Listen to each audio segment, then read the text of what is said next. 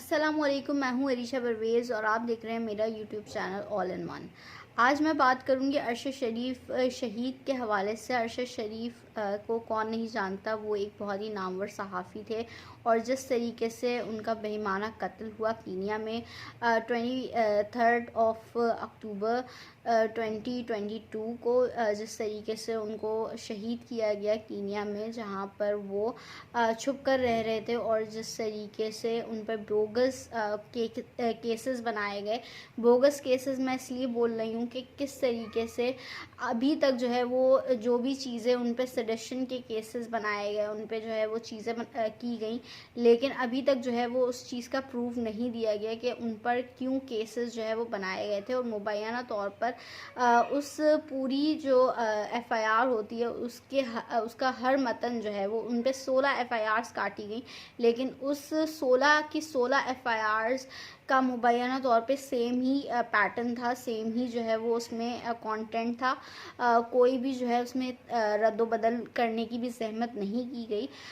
और उसके बाद जो है वो एक ऐसा सिनेरियो क्रिएट हुआ जिसकी वजह से उनको जो है वो मुल्क छोड़कर जाना पड़ा और वो फिर कीनिया गए और वहाँ पर जो है वो उनका कत्ल हो गया। अब उससे पहले जो है वो दुबई गए थे और दुबई में जो है उनका वीज़ा एक्सपायर नहीं हुआ था। उसके बाद जो है वो उनको लेकिन उनको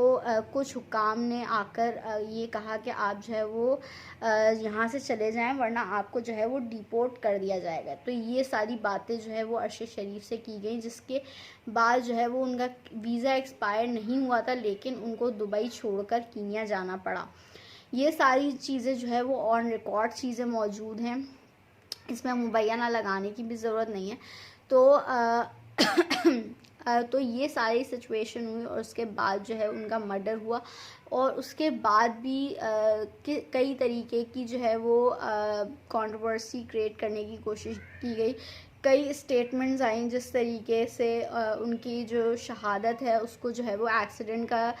रूप देने की कोशिश की गई, जिस तरीके से कहा गया कि एक मिस्टेकन आइडेंटिटी का केस था, जबकि ऐसा कुछ नहीं था। उनकी जो है वो शहादत हुई और प्री प्लान चीज़ें थीं। प्री प्लान मैं इसलिए कह रही हूँ क्योंकि जो कीनियन हुकाम हैं वो भी अलग अलग तरीके की स्टेटमेंट दे रहे हैं। पहले उन्होंने कहा था कि कोई बच्चा जो है वो उस गाड़ी में मौजूद था,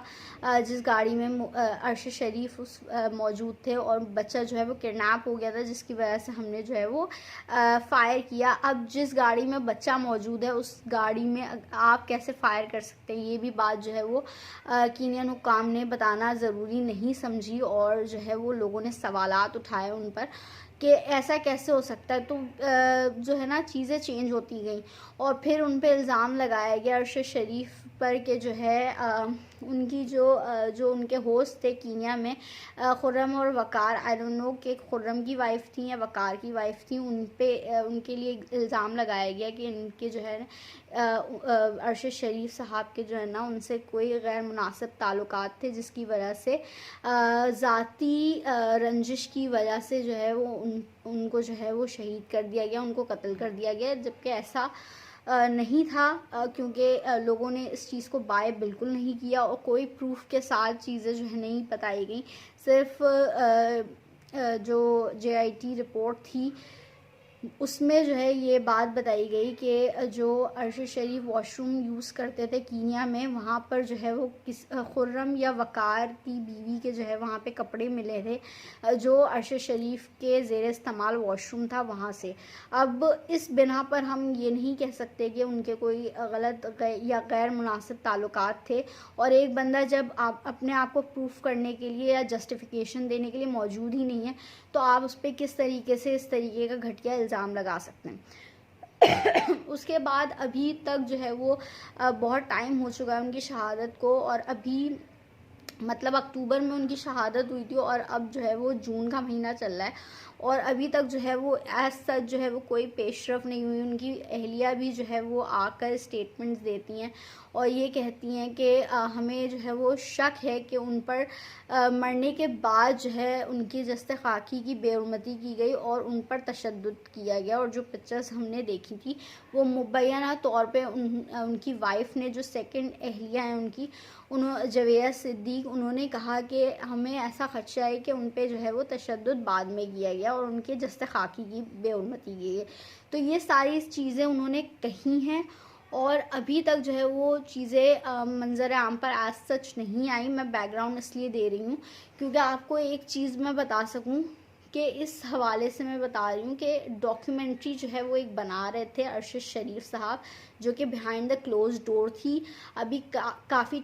हफ्ते पहले जो है उसको रिलीज़ किया गया और उसमें जो है वो शरीफ ख़ानदान की करप्शन को एक्सपोज़ किया गया था और अरशद शरीफ ने भी मुबैना तौर पे उसमें जो है शरीफ ख़ानदान की करप्शन को एक्सपोज़ किया गया था। और एप्पल टीवी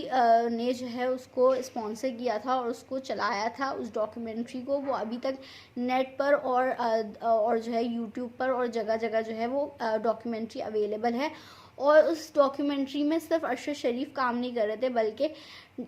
पूरी दुनिया से जो इन्वेस्टिगेटिव जर्नलिस्ट थे दीगर ममालिक के भी, वो लोग भी अपने अपने कंट्रीज़ की जो है वो करप्शन को एक्सपोज कर रहे थे। तो सिर्फ अरशद शरीफ काम नहीं कर रहे थे, लेकिन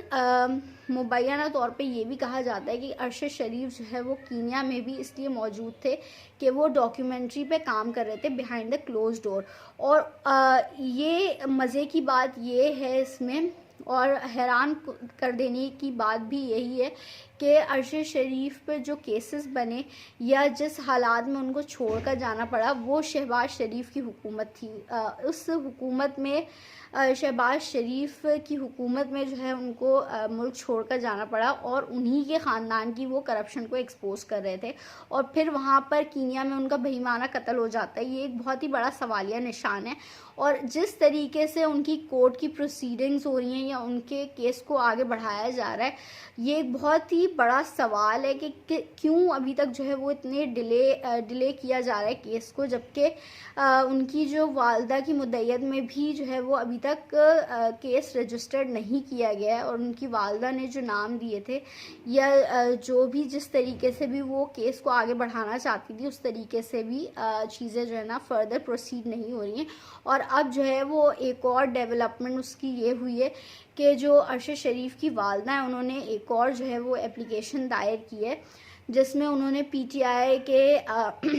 जो सरबराह हैं इमरान खान जो एक्स प्राइम मिनिस्टर भी हैं उनका नाम भी दिया है और मुराद सईद और फैसल वाहिदा का नाम भी दिया है कि उन्होंने बहुत ज़्यादा चीज़ें बोली हैं मेरे बेटे के केस के हवाले से कि हमारे पास प्रूफ मौजूद हैं, तो इन लोगों को भी लिहाजा इन्वेस्टिगेट किया जाए कि बिहाइंड द क्लोज डोर में ऐसी क्या ख़ास बात थी जिसकी वजह से जो है वो इतने ज़्यादा फोकस होके और इतने जान पर खेल के जो है वो इस डॉक्यूमेंट्री को बना रहे थे। और वो डॉक्यूमेंट्री अभी मंजर आम पर नहीं आई थी और उनका जो है वो बेईमाना तौर पे कत्ल हो गया। तो ये सारे सवालात हैं जिनको जो है इन्वेस्टिगेट करना बहुत ज़्यादा ज़रूरी है। अगर आपको वीडियो पसंद आई हो तो लाइक करें, शेयर करें, सब्सक्राइब करें। इसी के साथ मुझे वरीशा परवेज़ को दीजिए इजाज़त। अपना बहुत ख्याल रखिएगा। अल्लाह हाफ़िज़।